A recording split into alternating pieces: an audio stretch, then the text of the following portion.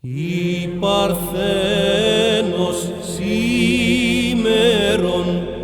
των υπερουσίων τίκτη και η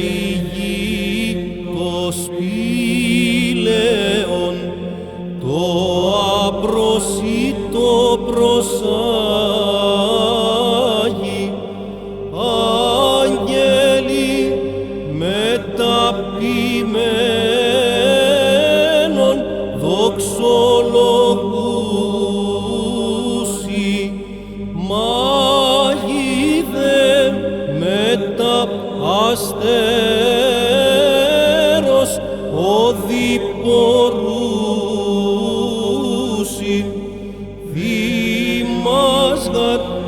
εγεννήθη παιδίον νέων ο